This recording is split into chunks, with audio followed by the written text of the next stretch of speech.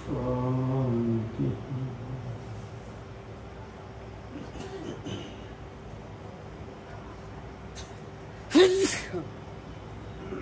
सर्वप्रथम परमाराध्य श्री गुरुपाद पद्मो ओम विष्णुपाद परिव्राजकाचार्य वर्ज्यो त्रिदंडी स्वामी श्री श्रीमद भक्ति कुमुद संत गोस्वामी ठाकुरेर रातुल चरणे शंखातीत साष्टांग दंडवत नति निवेदन पूर्वक कृपा प्रार्थना अभिमुखे सपार्षद परम गुरुदेव श्रील प्रभुपाद भक्ति सिद्धांत सरस्वती गोस्वामी ठाकुरेर श्रीचरण कमले अनुरूप दंडवत प्रणति जानिए मंचे समासीन त्रिदंडीपादिगण समुपस्थित भगवत कथा श्रवण पिपासु सज्जन वृंदो ओ मातृमंडली सकलके प्रारंभे जानाई आमार हार्दिक सादर यथायोग्य वैष्णव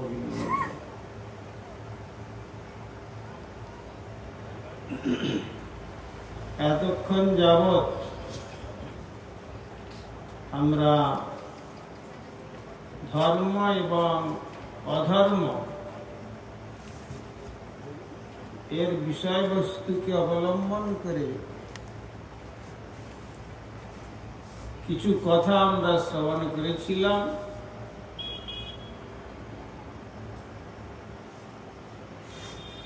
বেদ প্রণীত ধর্ম অধর্ম তদ বিপর্যয়, এক কথাতেই শ্রীমদ ভাগবত শাস্ত্র বুঝিয়ে দিয়েছেন। বেদে যে নির্দেশাবলী রয়েছে তার প্রতিপালনটাই হচ্ছে ধর্ম, আর তার বিপর্যয় যেটা রয়েছে তার বিপরীত অর্থে সেটিকে বলা হয়েছে অধর্ম। আর ধর্মের লক্ষণ রয়েছে 10টি লক্ষণ। ধৃতি, ক্ষমা, তপ, শৌচ, ইন্দ্রিয় নিগ্রহ, ধীর, বিদ্যা, সত্যম, ক্রোধ, দশকম ধর্ম লক্ষণ।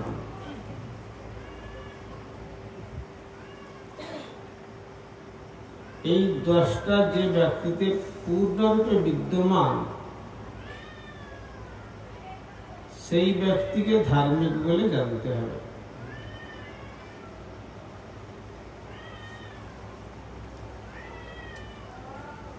অধৈর্যের কারণ ঘটলেও তার ধৈর্যচ্যুতি ঘটবে না।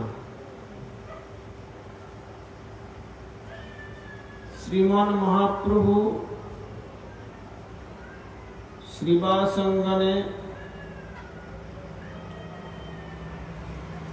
ভক্তগণকে নিয়ে দরজা বন্ধ করে সংকীর্তন রাস আস্বাদন করছেন।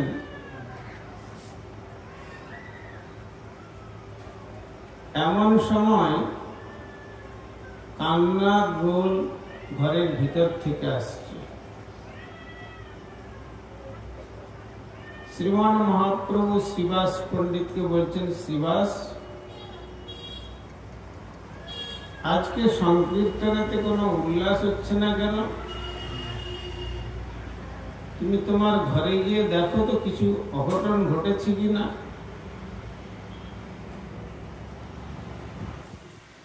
তো শ্রীবাস তখন দরজা খুলে বাইরে বেরিয়ে গেলেন। আর গিয়ে যা দৃশ্য দেখলেন, একমাত্র পুত্র বিয়োগ হয়ে গেছে।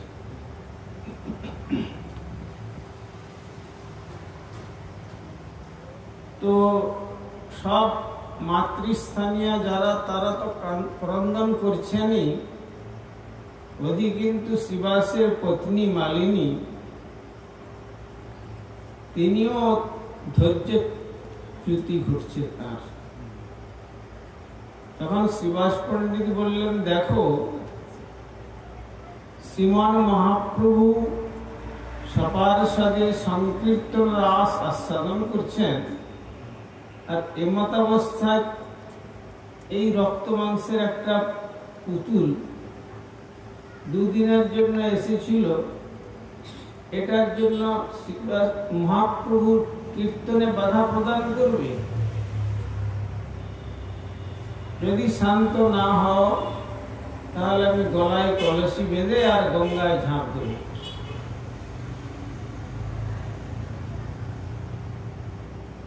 তখন শিবাসের কথা শুনে মালিনী দেবী প্রমুখা, যে সমস্ত মাতৃস্থানীয় যারা ক্রন্দন করছিলেন, তারা ক্রন্দন বন্ধ করলেন, কিন্তু শিবাসকে বিন্দুমাত্র পুত্র শোকে বিচলিত করতে পারল না। একে বলে ধৈর্য, ধৃতি। কেননা এই দুদিনের সংসারে, এই দুদিনের সম্পর্কেতে সম্পর্কিত হয়ে নিত্য যে সম্বন্ধ, সেই সম্পন্ন থেকে বিচ্ছিন্ন কোন বুদ্ধিমান ব্যক্তি হবে? ক্ষমাগুণ, বৃক্ষ সম ক্ষমাগুণ করবি সাধন। গ্রীষ্মের দারুণ নিদার, তাতে গাছটা প্রায় মরেই যাচ্ছে, আপনাকে বলবে না, হে পথিক, আপনি আমার গোড়ায় 2 কলসি জল দিতে পারবেন? তাহলে আমি প্রাণটা ফিরে পাব। কেন? জল চেয়ে বৃক্ষ কাউকে কষ্ট দেবে না, বরং বৃক্ষ চিন্তা করে বসেছে যে আমাকে যখন আমার কর্মফলেতে আমি বৃক্ষ জীবন লাভ করেছি, আমার স্রষ্টা যদি আমাকে বাঁচিয়ে রাখতে চান তাহলে বাঁচিয়ে রাখবেন, আর যদি না রাখতে চান, জল বিহীন হয়ে আমার মৃত্যু হবে, তাতে আমার কি আসে যায়?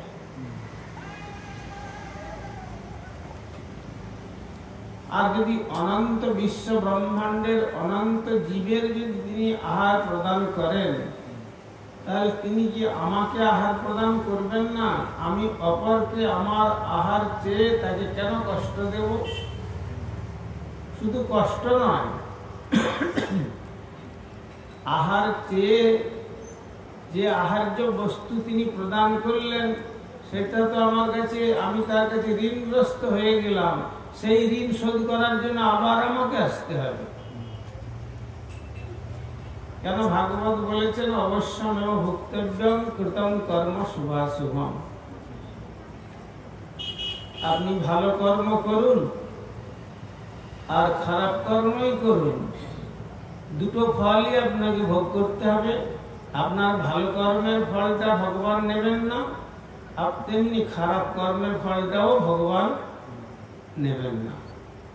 ভালো কর্মের জন্য আপনার স্বর্গভোগ আপনাকে দেবেন, আবার খারাপ কর্মের জন্য আপনার নরকটা, সেটাকেও আপনাকে ভোগ করতে দেবেন। আবার অন্তরেন্দ্রিয় এবং বাহ্যেন্দ্রিয় দমন, চক্ষু, কর্ণ, নাসিকা, জিহ্বা, ত্বক,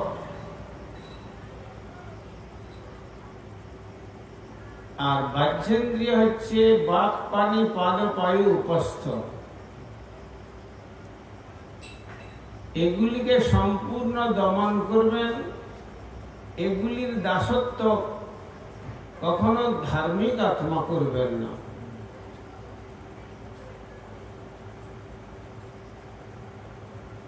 ধীর অর্থাৎ তিনি নিশ্চলভাবে শান্ত হয়ে, যেমন কোনো স্থিতিশীল বস্তুর উপরে কোনো বস্তু যদি ফেলে দেওয়া যায় ওখানে যেমন থেকে যাবে, আর চঞ্চল বস্তুর উপরে যদি কোনো বস্তু রাখা যায় সেটা যেমন পড়ে যাবে, তেমনি যিনি শ্রী ভগবানের পাদপদ্ম চির শান্ত এবং চির আনন্দে সেই সঙ্গে সম্পর্ক স্থাপন করেছেন যে হৃদয়, সেই হৃদয়টি শান্ত হওয়ার জন্য তাকে জগতের কোনো ব্যক্তি বা বস্তুর প্রভাব চঞ্চল করতে পারবে না।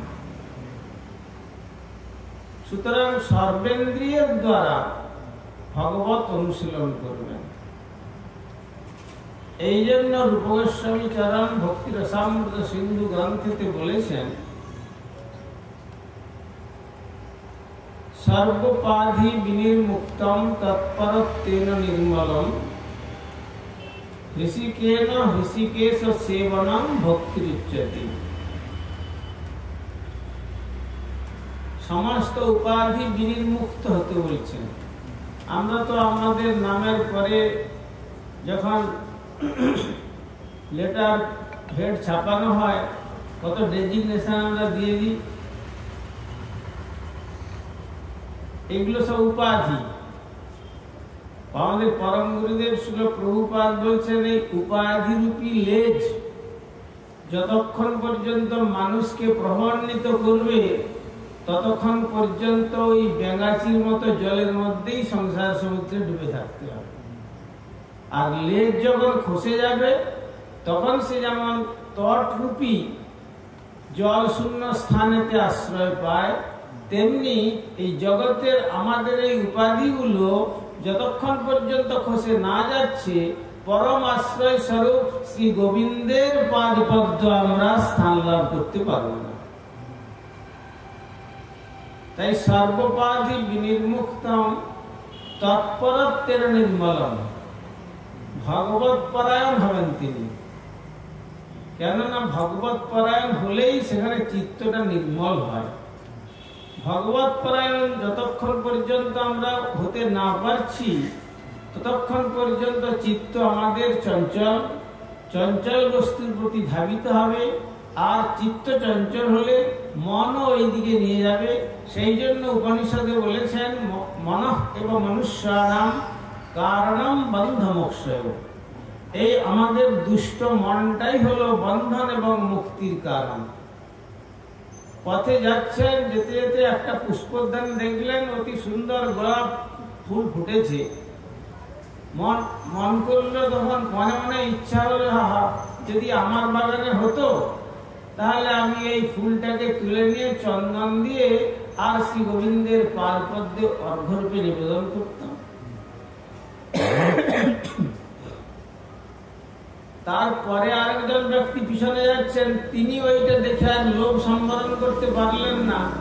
তিনি ওই প্রস্ফুটিত গোলাপ ফুলটি নিয়ে তিনি অতি যত্ন করে বারবার দেখতে দেখতে যাচ্ছেন, আর তিনি তার ভালোবাসার পাত্রীর খোঁপায় গিয়ে ওই ফুলটা দিয়ে দিলেন।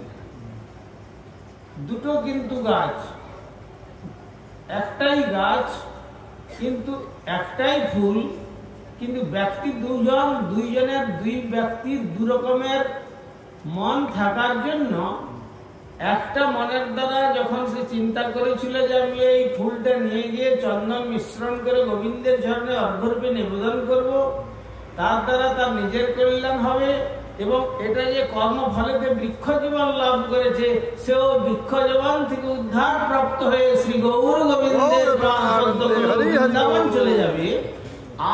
আর একজন ব্যক্তি যিনি ওই ফুলটাকে তুলে নিয়ে গিয়ে তার ভালোবাসার পাত্রীর মাথার খোঁপায় গুঁজে দিলেন, তার দ্বারা নিজের অমঙ্গল করলেন, বৃক্ষটারও অমঙ্গল হলো এবং ফুলটা যেখানে ব্যবহৃত হলো তার দ্বারাও তার চিত্তের মনোবাসনা আরো দুর্বার রূপে তার প্রতি আকৃষ্ট হলো। ফলটা কি? ফলটা আমাদের তুলসীদাস বলেছেন, যাহা রাম তাহা নাহি কাম, আর যাহা কাম তাহা নাহি রাম, जैसा रवि रजनी दोनों ना मिले इकट्ठा। যেমন একই সঙ্গে সূর্য এবং চন্দ্র পূর্বাকাশে একই ক্ষণে উদয় হয় না, তেমনি যেখানে কামনার দুর্দমনীয় প্রবৃত্তি আমাকে পাগল করে রেখেছে, সেখানে ভগবত প্রেমের অস্তিত্বই খুঁজে পাওয়া যাবে না। আর যেখানে ভগবত প্রেমের দ্বারা যে চিত্ত আনন্দেতে উদ্বেলিত হয়ে আছে, আর ওই চিত্তের মধ্যে কখনো কামনার অস্তিত্ব খুঁজে পাওয়া যাবে না। যে রবি রজনী দোনো নাম হলে একঠাম, দিন রাত্রি এমন একসঙ্গে মিলন হয় না। দিন তার দিনের কাজ করে যায়, আবার রাত্রি তার রাত্রের কাজ করে যায়, সেই প্রকার।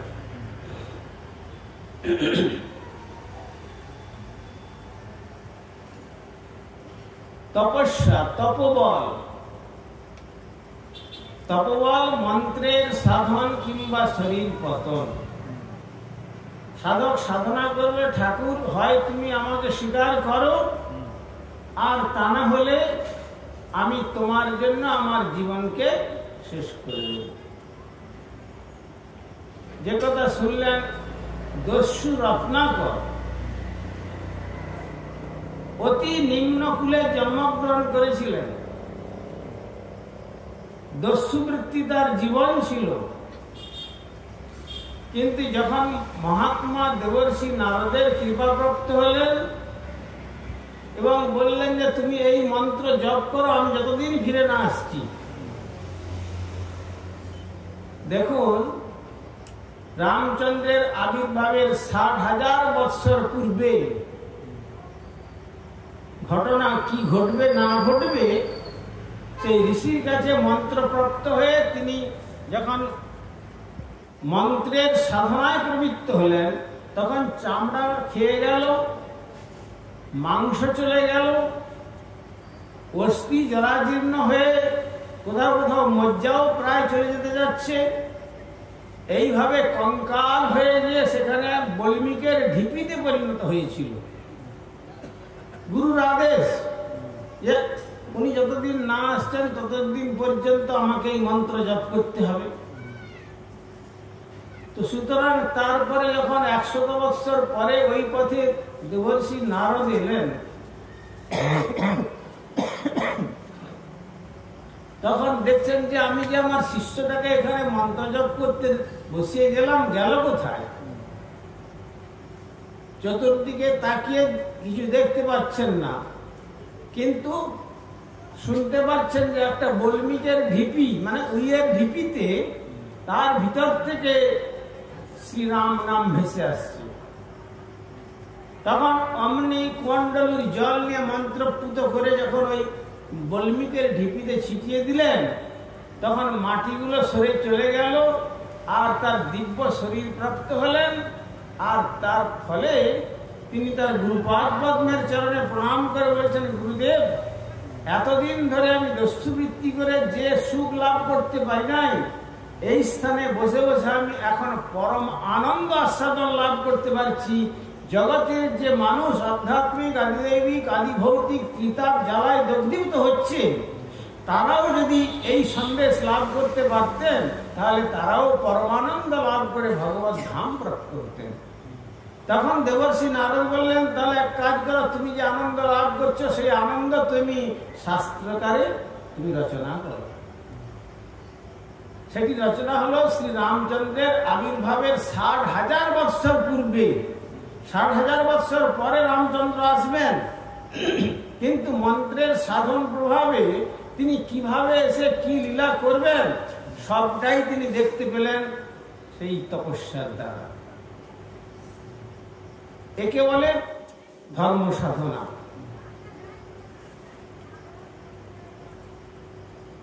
আর সত্যম, প্রাণ যদি চলে যায় তথাপি এই জিহ্বাতে একটি শব্দ মিথ্যা উচ্চারণ করা চলবে না।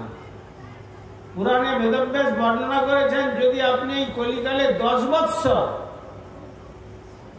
প্রত্যহ 1 লক্ষ করে হরিনাম করেন আর একটিও যদি মিথ্যা কথা না উচ্চারণ করেন, আপনি বাকসিদ্ধ মহাত্মা হয়ে যাবেন। আপনি যা বলবেন সেটাই ভুলবেন।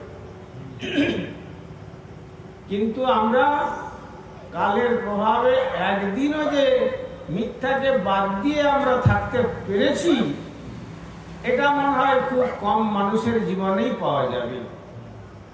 এই জন্য ভগবান বলেছেন সুদুর্লভ প্রশান্ত আত্মা কোটিস্বপি মহামুনে, হাজার হাজার কোটির মধ্যে একজন পাওয়া যাবে।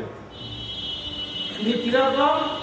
কবিরাজ গোস্বামী চরণ তার অমর লেখনী শ্রী চৈতন্য চরিতামৃতে বললেন, কৃষ্ণ ভক্ত নিষ্কাম, অতএব শান্ত, ভুক্তি মুক্তি সিদ্ধি কামী, সকলই অশান্ত।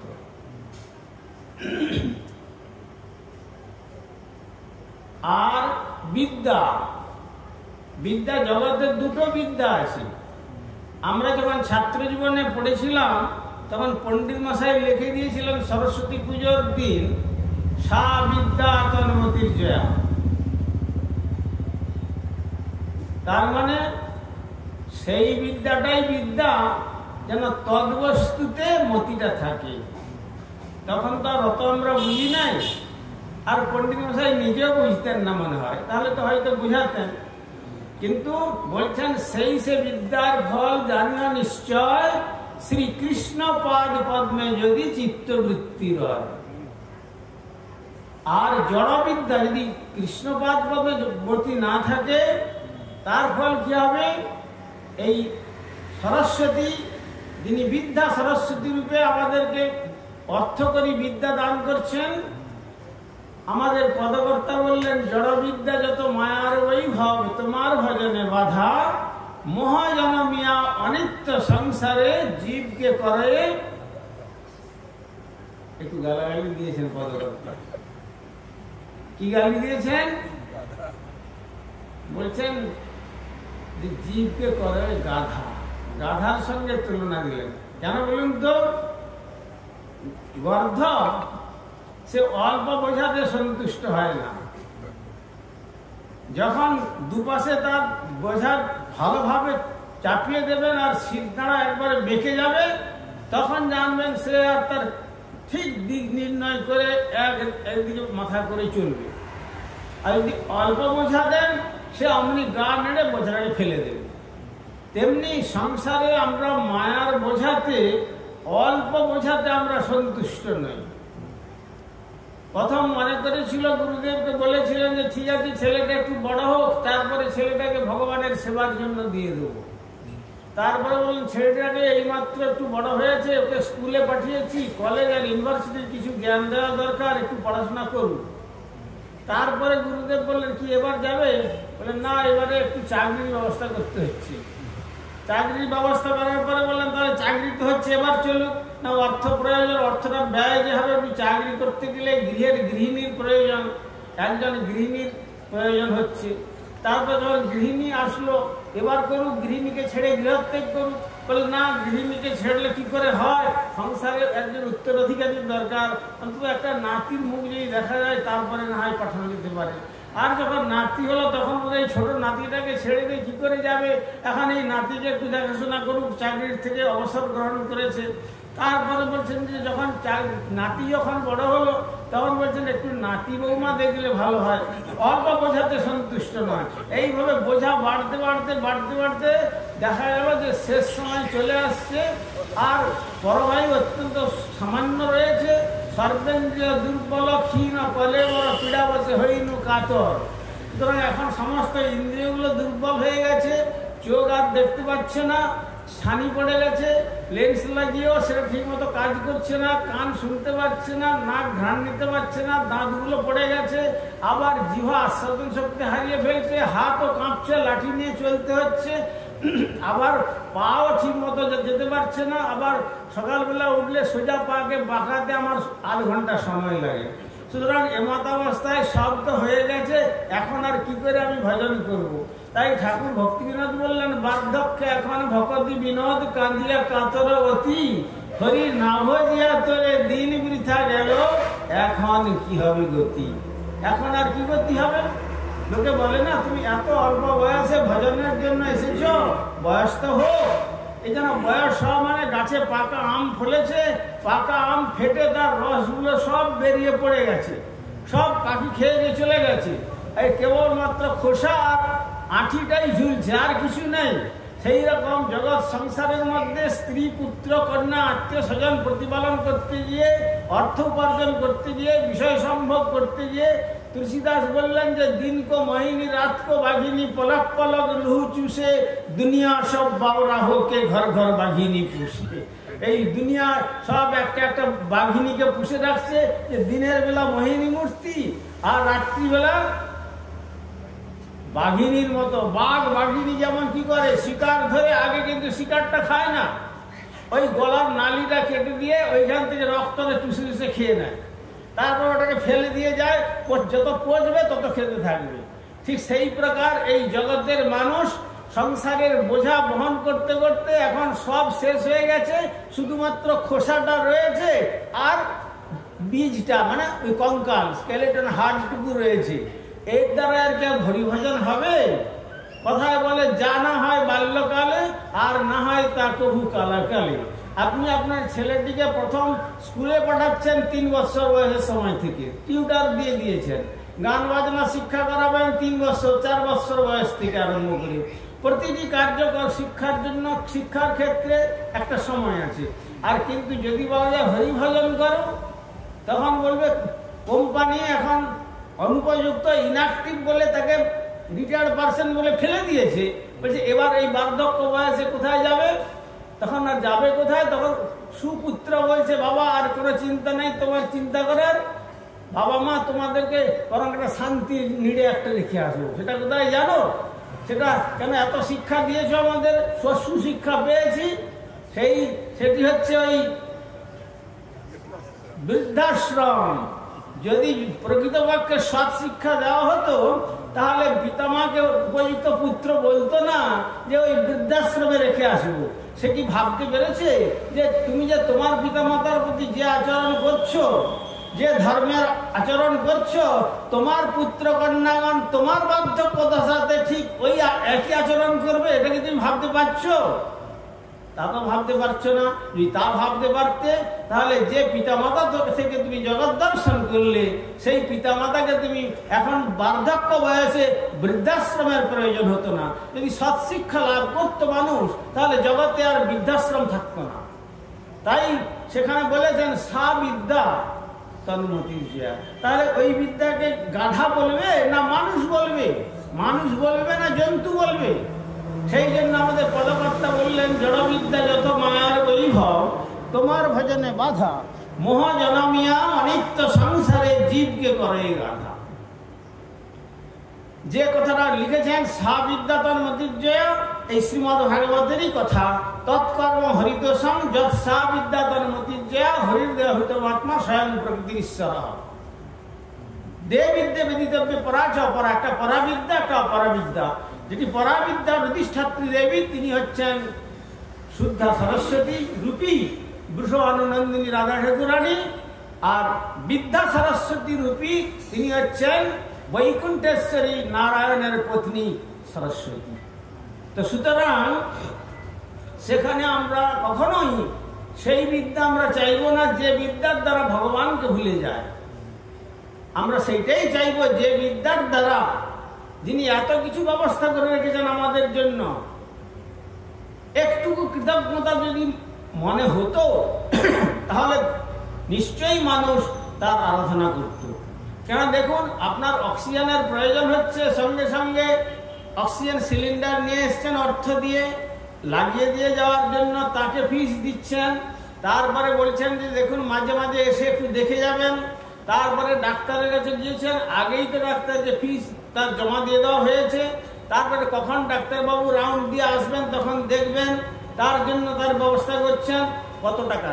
কিন্তু এই ইথারের মধ্যে কত হাজার lakh crore gallon free oxygen service দিচ্ছেন শ্রী ভগবান, তার জন্য কোনো টাকা পয়সা কিছু দিচ্ছেন কি? এই ইলেকট্রিক জ্বলছে, যদি আমি 1 মাস যদি আপনি বিল সাবমিট না করেন, তাহলে মিটার থেকে লাইনটা আউট করে দিয়ে চলে যাবে, তাই না? কিন্তু ভগবান সূর্যনারায়ণ রূপে বছরে 6 মাস যেভাবে আলোক দান করছেন, সেই আলোকের জন্য কোনো ঋণ আপনারা ঋণগ্রস্ত হচ্ছেন না, কোনো রকম কিছু টাকা পয়সা দিচ্ছেন, তা তো দিতে হচ্ছে না। যে জল জীবস্য জীবানাম পৃথিবীকে 3 ভাগ জলে ভগবান ভরে রেখেছেন, তারপরেও পৃথিবী থেকে জল 3 ভাগ তো ভরেছেনই, তাতেও আমাদের কুলিয়ে উঠছে না। আবার মাটির গর্ভের থেকে আমরা আবার বোরিং করে জল তুলবার চেষ্টা করে জল তুলে নিচ্ছি। পৃথিবীর সম্পদ, এর স্রষ্টা কে? অনাদির আদি গোবিন্দ সর্বকারণ কারণম। তো সেই জল আমরা উপভোগ করছি। সুতরাং সমস্ত কিছু সৃষ্টি করেছেন। সুন্দর সুন্দর ফলবান বৃক্ষতে ফল ফলছে, কত সুন্দর ফল। কার জন্য? ভগবান যে বৃক্ষ সৃষ্টি করে ফল সৃষ্টি করেছেন, বৃক্ষ কি তার নিজের ফল এর এক বিন্দু রস খায়? তার সৃষ্ট জীব আমাদের জন্যই তিনি এত সুন্দর সৃষ্টি করেছেন। তো তার অ্যাডভান্টেজগুলো সব আমরা নেব, আর কিন্তু একটু তাকে যদি না স্মরণ করি, তাকে যদি এই বৃদ্ধাশ্রমে পাঠানোর মতো ভগবানকে আন্দামানে পাঠিয়ে দিই, তাহলে কি আমাদের মঙ্গল হবে? তাহলে তো মঙ্গল হবে না। সেই দোষে মায়া পিশাচি দণ্ড করে তারে, আধ্যাত্মিক আদি তাপত্রয় তারে জারি মারে। পিশাচি পাইলে যেন মতিচ্ছন্ন হয়, মায়াগ্রস্ত জীবের হয় সে ভাব উদয়। অতএব ভূতে পেলে যেমন আমরা আমাদের নিজের পরিচয় দিতে ভুলে যাই, কাছে বাবা মা বসে আছে, তাকে জিজ্ঞাসা করা হচ্ছে তুমি কোথায় থাকো? আমি ওই গাছে থাকি। কি তোমার পরিচয়? সে তার পূর্বের যে আত্মাটা থেকে এসছে সে তারই পিতৃ পরিচয় দেবে।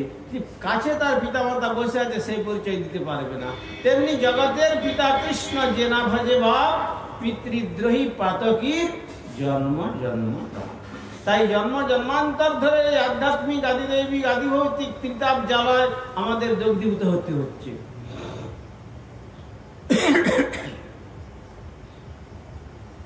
অক্রোধ আর আরেকটি ধর্মের লক্ষণ হলো ক্রোধ শূন্যতা। ক্রোধের পরিণাম কি হয়? ক্রোধের পরিণাম ভগবান কুরুক্ষেত্র রণাঙ্গনে গীতায় অর্জুনকে উপলক্ষ করে জানিয়ে দিচ্ছেন, ক্রোধাৎ ভবতি সম্মোহ, সম্মোহাৎ স্মৃতিবিভ্রম, স্মৃতিভ্রংসাৎ বুদ্ধিনাশ, বুদ্ধিনাশাৎ প্রণশ্যতি। কিন্তু যারা ভগবানের পাদপদ্ম ভজন করবেন তারা প্রকৃত ক্রোধ তাদের থাকবে না। কিন্তু যদি ক্রোধ থাকেও সে ক্রোধের দ্বারা তা মঙ্গল করবে। বলে কিরকম মঙ্গল? যেমন ধরুন, যখন নলকুবের মণিগ্রীব কুবেরের পুত্রদ্বয় মন্দাকিনীতে দেবকন্যাগণের সঙ্গে পবিত্র মন্দাকিনীর জলে মত্ত হস্তিনীর ন্যায় উন্মাদ হয়ে গিয়েছিল উপভোগ করার জন্য, এই দৃশ্য দেবর্ষি নারদ দেখলেন। দিয়ে বিনা যন্ত্রে তিনি নাম কীর্তন করতে করতে ওই পথ দিয়ে চলছেন। লোকে বলবে এই বুড়ো অবস্থা, মাথায় চুল পেকে গেছে, চোখ কোটরাগত অবস্থা হয়ে এসে গেছে, চামড়া ঢিলে হয়ে গেছে, আর এই বুড়ো নারদের এই পথেই আসতে হলো, অন্য পথ দিকে আসা দরকার ছিল না। তখন ভগবান দেখলেন যে অপরে যদি এই স্থানে আসে তারা নিজেরাই ডুবে যাবে, তারা নিজেরাই ওই দুর্বাসনার জালে আবদ্ধ হবে। তাই আমার প্রিয় ভক্ত দেবতা হয়েও ঋষি, তাকে যদি প্রেরণ করা যায়, তার দ্বারা এরা যে দেবতাগণের ভান্ডারীর পুত্রদ্বয়, কুবেরের পুত্রদ্বয় নলকুবর এবং মণিগ্রীব, এরা তাহলে উদ্ধার লাভ করবে। এসে যখন কাছে পৌঁছে গেছেন তখন দেবকন্যাগণ লজ্জায় জল থেকে উঠে তারা বস্ত্র পরিধান করছে, কিন্তু এরা উন্মত্ত হস্তির মতো তাদের পশ্চাৎ ধাবিত হচ্ছে এবং একজন মহাত্মা যে কাছে আছেন তার কোনো মর্যাদা দিচ্ছেন না। তখন দেবর্ষি নারদ তাদের বললেন, বেটা তোমরা ছিলে কোথায়, আর তোমাদের এই কার্য? যাও বেটা, তোমরা বৃক্ষ জীবন লাভ করো। কেন? বৃক্ষ এমন একটা জীবন, তারা দেহ দিয়ে ইন্দ্রিয় সুখ ভোগ করতে পারে না। প্রকৃতির নিয়মেতেই পরাগ মিলন ঘটে, পরাগ মিলনের দ্বারা তখন সেই পরাগ মিলন থেকে বৃক্ষের ফল হয়। আর বৃক্ষ কখনোই এক স্থান থেকে অন্যত্র চলে যেতে পারে না। তাই তোমাদের এমন জীবন দিলাম। এই যে বলে যে অভিশাপ দিলেন, তখন তার চরণে পতিত হয়ে গেলেন যে আমাদের উদ্ধারের কি উপায়। দেখুন, শাসন করা তারই সাজে, কথায় বলে না মায়েরা, সোহাগ করতে জানে যে তিনি শাসনটা করলেন, আবার তারা যখন তার চরণে পড়ে গেলেন যে আমাদের উদ্ধারের কি হবে, কোনো চিন্তা করো না, আমি যখন কথা দিয়েছি তোমাদের উদ্ধার করবই। আজ থেকে 100 বৎসর শ্রীধাম বৃন্দাবনের নন্দ ভবনের পশ্চাতে তোমরা যমলার্জুন রূপে দুটো যমল অর্জুন বৃক্ষরূপে জন্মগ্রহণ করে অবস্থান করো। কেন তোমাদের এই অর্জুন বৃক্ষ দুটি জন্ম হলো? নিরন্তর চিত্তে তোমাদের অনুতাপ থাকবে যে মহৎ অবমাননা করেছি, এই জন্য সেই অনুতাপে তোমরা দগ্ধীভূত হবে। কথায় বলেন না, রবি ঠাকুর বলেছিলেন, অনুতাপে দেহে যদি হৃদয় নিরন্তর যথার্থ ক্ষমা হয় তাহার ভিতর। সুতরাং নিরন্তর তোমাদের সেই অনুতাপ থাকবে অন্তরের মধ্যে। আর তারপরে 100 বৎসর পরে যখন আমার আরাধ্য দেব সর্বাবতারী লীলা পুরুষোত্তম ভগবান শ্রীকৃষ্ণ নন্দ ভবনে আসবেন নন্দনন্দন হয়ে, এবং সামান্য ননিচুরির অপবাদে মা যশোমতী তাকে বাঁধবেন উলুখলে, আর তখন সেই উলুখল টেনে নিয়ে গিয়ে তোমাদের দুই অর্জুন বৃক্ষের মাঝখানে উলুখল আটকে যাবে, আর তার আকর্ষণে তোমরা দুইজন বৃক্ষ পতিত হবে। আর তারপরে তোমাদের স্বরূপ জেনে শ্রী গোবিন্দের চরণ কমল 4 বার বদন ভরে শ্রী হরিনাম সংকীর্তন করতে করতে তোমরা সকালে উদ্ধার লাভ করে তোমাদের ধামে চলে যাবে। কিন্তু হ্যাঁ, সেই জন্য মহতের যে ক্রোধ আর অসতের যে ক্রোধ, দুটো ক্রোধকে এক করলে চলবে না। যদি আপনার ক্রোধ করবার সামর্থ্য থাকে, যদি আপনি তাকে মুক্তির পথে পরিচালিত করতে পারেন, তাহলে ক্রোধ করুন। আর তা না হলে সাধারণভাবে ধর্মাচরণ করতে গেলে ক্রোধ করলে চলবে না। সেখানে ক্রোধকে আগুনের সঙ্গে তুলনা দিয়েছেন। একটা ঘরে পুরো বা ইন্ধন রাশিতে ভরা, কিন্তু যদি একটা দেশলাই কাঠি জ্বালিয়ে দেওয়া যায়, সেটা কি হবে? মুহূর্তের মধ্যে পুড়ে যেন সব ছাই হয়ে যাবে। তেমনি ক্রোধরূপী অগ্নি যে সাধকের চিত্তেতে একবার প্রজ্বলিত হয়েছে, এক জীবনের নয়, অনন্ত কোটি জীবনের সাধনার ফল পুড়ে ছাই হয়ে যাবে। তাই ধার্মিক ব্যক্তিগণ অক্রোধম ধৃতিক্ষমা শৌচ ধৃতিক্ষমা তপস্যৌচ আর্জবম সরলতা। কখনো জিহ্বাতে মিথ্যা কথা বলবে না। আর্জবম ব্রাহ্মণে সাক্ষাৎ। কেউ তার নিজের জন্মের ব্যতিক্রমের কথা বলতে পারত, কিন্তু গৌতম ঋষির কাছে অহল্যার পুত্র যখন গৌতম ঋষির কাছে শিক্ষার জন্য পাঠিয়েছিলেন, তখন তিনি প্রথম বললেন, তোমার পিতৃ পরিচয় কি? কি তোমার পিতৃ পরিচয়? তখন মাকে জিজ্ঞাসা করছেন, মা, গুরুদেব জিজ্ঞাসা করছেন আমার বাবার পরিচয় কি, কে আমার বাবা? তখন তিনি বলছেন, আমি তো আমার যৌবনে কত পুরুষের সেবা করেছি, তোমাকে আমি তোমার কার পরিচয় বলবো? কে তোমার বাবা আমি কি করে বলবো? তা তো বলতে পারবো না। তখন সেই গৌতম এসে গুরুদেবকে বলেছিলেন, মা জবালা এই কথাই বলেছেন যে আমার পিতার কোনো নির্দিষ্ট পরিচয় নাই। তখন তিনি বললেন যে হ্যাঁ, আর্যবং ব্রাহ্মণে সাক্ষাৎ শূদ্র অনার্যব লক্ষণম। সরলতাই হলো ব্রাহ্মণের লক্ষণ, সরলতাই হলো ভক্তের লক্ষণ, সরলতাই হলো ধর্মের লক্ষণ। এত বিশুদ্ধ নির্মল ধর্মের কথা, যে তার জন্ম সম্বন্ধে সত্য কথা বলতে পারে যে আমার জন্মের কোনো ঠিক নাই, সুতরাং তুমি বেজন্মা হলেও তুমি এখন উত্তরীয় এই উপনয়ন প্রাপ্তির যোগ্য, তোমার এখন ব্রাহ্মণতা জেগেছে। আর্যবং ব্রাহ্মণে সাক্ষাৎ, সরলতা, অতএব এটি হচ্ছে ধর্মের লক্ষণ। এইভাবে পরপর যে 10টি কথা আমি বললাম, এই 10টি হলো ধর্মের লক্ষণ।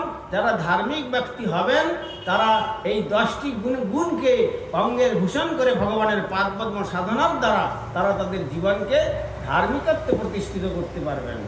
এখন আমরা শ্রীমদ্ ভাগবতে যে কথা আস্বাদন করে চলেছিলাম, আজকে প্রসঙ্গান্তরে তাদের কথার বিষয় ছিল, কিন্তু বিষয়টা পরিষ্কার হয়নি বলে আমাকে বাধ্য একটুখানি পরিষ্কার করতে হলো। তো যে জন্য আমরা আস্বাদন করেছিলাম যে শ্রী পরীক্ষিত মহারাজের যে প্রশ্ন, সেই পরীক্ষিত মহারাজের প্রশ্নের কথা শ্রবণ করে আমাদের শ্রী শুকদেব গোস্বামী পরীক্ষিত মহারাজকে উপলক্ষ করে তিনি কর্মমার্গের দ্বারা এবং জ্ঞানমার্গের দ্বারা যে তার উপাসনা হয় না, যে সমস্ত কথা জানিয়েছেন, প্রবৃত্তি এবং নিবৃত্তি মার্গের কথা বলেছেন। জগতের প্রবৃত্তি মার্গের যারা প্রবিষ্ট হন তারা বন্ধন দশা প্রাপ্ত হন, আর এই জগতের প্রবৃত্তি থেকে যারা নিজেদেরকে মুক্ত করতে পারেন তারাই ভগবানের পাদ পদ্ম লাভ করতে পারেন। অতএব এই জন্যই তিনি বলেছিলেন যে হে মহারাজ পরীক্ষিত, তুমি যে প্রশ্নটা করেছ এটা আত্মবিদ সম্মত, আত্মজ্ঞগণের মতে এটি স্বীকৃত হয়েছে। আর শ্রুতব্যাধি সুজপরহ, শ্রবণের মধ্যে সর্বশ্রেষ্ঠ শ্রবণ। কেন? জগতের কথা যদি আমরা শ্রবণ করি তার দ্বারা আমাদের চিত্ত মলিন হয়ে যাবে, কিন্তু যদি জগন্নাথ রূপী শ্রী ভগবানের কথা আমরা শ্রবণ করি তাহলে আমাদের কর্ণেন্দ্রিয় দিয়ে ভগবান হৃদয়তে উপবেশন করবেন, আর সেই হৃদয়েই ভগবান তার নিজের কথা নিজে শ্রবণ করে আনন্দ লাভ করবেন। আর উঠে যাওয়ার সময় আমি যে আমার হৃদয়খানা দিলাম তাকে তার কথা শ্রবণ করার জন্য, উঠে যাওয়ার সময় তিনি কথা দিয়ে যাবেন যে তোমার কোনো চিন্তা নাই, তুমি যে এই আমাকে আসন দিয়েছ বসার জন্য, এর পরিণাম স্বরূপ একদিন এই দেহের অন্তিম লগ্নে আমি তোমার কেশা আকর্ষণ করে সুবর্ণ যান পাঠিয়ে আমার ওই গোলক বৃন্দাবনে তোমাদের আমি নিয়ে যাব। এই জন্য শ্রোতা বক্তা অপেক্ষা ও শ্রোতার আরো শ্রেষ্ঠত্ব শাস্ত্রে বর্ণনা করেছেন। যদিও শ্রোতা পাওয়া যায়, বক্তা অত্যন্ত বিরল। শ্রী ভগবানের কথা বলবে যে কথার সঙ্গে ভগবান স্বয়ং সেখানে প্রকাশিত হবে। আর শ্রোতা যারা এসছেন তারা কাকে সঙ্গে এনেছেন? কাকে সঙ্গে নিয়ে শ্রোতারা আসেন? প্রকৃত শ্রোতা বলছেন সদ্য হৃদয় অবরুদ্ধতা অত্রকৃতি শুশ্রূষবিস্তৎক্ষণাৎ। শ্রীমদ্ ভাগবতে বলছেন যখন সকালবেলা মনে করছেন যে আমাদের দীনবন্ধু প্রভুর দিদির বাড়িতে এখানে শ্রীরাম মায়াপুর থেকে মহাত্মাগণ এসছেন, ভাগবত কথা হবে, সন্ধ্যা 7টার সময় ঠিক আমি ওখানে পৌঁছে যাব, ঠিক সকালবেলা যখন মনে করছেন, মনে করার সঙ্গে সঙ্গে ভগবান আপনার কর্ণরন্ধ্র দিয়ে হৃদয়ে গিয়ে অপেক্ষা করছেন বসে বসে। আর মন আপনাকে সেইভাবে পরিচালনা করছেন, সমস্ত কাজ যথাসময়ে কার্য করিয়ে নিয়ে ঠিক যখন ঘড়িতে 7টা বাজতে চললো, ঠিক সেই সময়তে শ্রোতার আসনে আপনাকে এসে পৌঁছে দিয়েছেন। তাহলে সঙ্গে কে এসছেন? যিনি শ্রোতার আসনে অলঙ্কৃত করেছেন, তার সঙ্গে আর কেউ নেই, একমাত্র শ্রী ভগবানই সঙ্গে আছেন। এই অবস্থা নিয়ে যদি কোনো শ্রোতা উপনীত হতে পারেন, তবেই তার কর্ণের ভিতর দিয়ে এই ভগবানের অমৃতময়ী কথা হৃদয়ের মধ্যে গিয়ে প্রবেশ করবে আর হৃদয়কে আনন্দে আপ্লুত করে দেবে। যে কথা মহাপ্রভু বললেন, প্রতিপদম পূর্ণামৃত স্বাদনম সর্বাত্মা স্নাপনম পরম বিজয়তে শ্রীকৃষ্ণ সংকীর্তনম। প্রতি পদে পদে, প্রতি মুহূর্তে, প্রতি ছন্দে, প্রতি ভাবনায়, প্রতি সাধনায় আনন্দের উচ্ছ্বাস তাকে আনন্দতে উদ্বেলিত করবে। আর যদি মনের মধ্যে স্ত্রীকে নিয়ে আসা যায়, মনের মধ্যে যদি পতিকে নিয়ে আসা যায়, মনের মধ্যে পুত্রকন্যাকে নিয়ে আসা যায়, মনের মধ্যে শত্রু মিত্রকে নিয়ে আসা যায়, মনের মধ্যে যদি স্বজন বান্ধবকে নিয়ে আসা যায়, তাহলে ওই চিত্তের মধ্যে আর ভগবানের কথা শোনা হলো না। কিন্তু ভগবানের কথা যখন শুনতে বসছেন তখন জানবেন যে হ্যাঁ, আমি আমার ভগবানকে আমি সঙ্গে নিয়ে এসেছি, তিনি আমার প্রকৃত বান্ধব। তিনি যে মুহূর্তে আমাকে আমার শরীর ছেড়ে বেরিয়ে যাবেন, সেই মুহূর্তে আর শরীরের কোনো মূল্য থাকবে না। সুতরাং এমন বান্ধব আর কে আছে? সুতরাং দেহে যাবৎ আছে প্রাণ, ইন্দ্রিয় আছে শক্তি, তাবৎ করহ কৃষ্ণ পাদ পদ্মে ভক্তি। তাই পদকর্তা বললেন, আজিবা শব্দে বর্ষে অবশ্য মরণ, নিশ্চিন্ত না থেকো ভাই, যত শীঘ্র পারো ভজ শ্রী গোবিন্দ চরণ। জীবনের ঠিক নাই, অতএব আমাদের জীবনের ঠিক নাই, কখন কোন মুহূর্তে চলে যেতে হবে। কার্বন ডাই অক্সাইড পরিত্যাগ করে যে আবার অক্সিজেন নিতে পারবো এমন কোনো গ্যারান্টি নেই। সুতরাং যাবৎ দেহে আছে প্রাণ, ইন্দ্রিয় আছে শক্তি, তাবৎ করহ কৃষ্ণ পাদ পদ্মে ভক্তি। সেই কৃষ্ণই একমাত্র আমাদের পরম বান্ধব। তাই এখানে বলছেন যে শ্রোতব্যাধি সুজপরহ, তুমি যে প্রশ্ন করেছ এটা শ্রবণীয় বাক্যের মধ্যে সর্বাপেক্ষা শ্রেষ্ঠ শ্রবণীয়। প্রবৃত্তি লক্ষণস্যৈব ত্রৈগুণ্য বিষয় গুণে যশা বলিন প্রকৃতির গুণসর্গ পুনঃ পুনঃ। অর্থাৎ হে মহর্ষি সুখদেব গোস্বামী, জীব যতক্ষণ পর্যন্ত জড়া প্রকৃতির গুণের প্রভাব থেকে মুক্ত না হয়, জড়া প্রকৃতির যে সত্য রজ তম এই যে 3টি গুণ, এই গুণ থেকে মুক্ত না হয় ততক্ষণ সুখ দুঃখ ভোগ করবার জন্য বিভিন্ন প্রকার শরীর তাকে ধারণ করতে বাধ্য হতে হয়। সুতরাং সেই শরীর অনুসারে তার বিভিন্ন প্রকার প্রবৃত্তি হয়। এই প্রবৃত্তি অনুসরণ করে কেউ প্রবৃত্তি মার্গে ভ্রমণ করতে থাকে। যে কথা শুনলেন, কহু রাজা, কহু প্রজা, কহু প্রশূদ্র, কহু দেব, কহু দৈত্য, কহু কীট ক্ষুদ্র, কহু স্বর্গের, কহু মর্তে নরক বা কহু, কহু দেব, কহু দৈত্য, কহু দাস প্রভু, এইরূপ ব্রহ্মাণ্ড ভ্রমিতে অনন্ত জীবগণ 84 লক্ষ জনিতে করে ভ্রমণ। এইভাবে 84 লক্ষ জনি পরিভ্রমণ করে সৌভাগ্যের ফলে এই ভারতভূমিতে মনুষ্য রূপে জন্মগ্রহণ করবার সৌভাগ্য প্রাপ্ত হন। তা না হলে প্রবৃত্তি মার্গে ভ্রমণ করতে করতে স্বর্গাদি লোক প্রাপ্তি হয়, আবার নরক প্রাপ্তি হয়।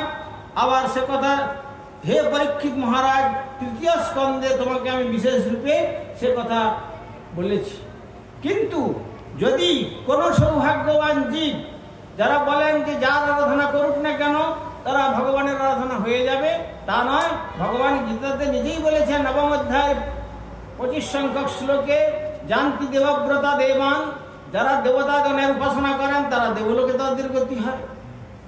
পিতৃন জানতি পিতৃব্রতা, যারা পিতামাতার সেবা করেন তাদের পিতৃলোকে গতি হয়। ভূতানি জানতি ভূতেজ্জা, যারা ভূত প্রেতের উপাসনা করেন তাদের ভূতলোকে গতি হয়। আর যারা মজ্জাজি আমার যারা উপাসনা করেন তারা আমার লোকে প্রাপ্ত হয়।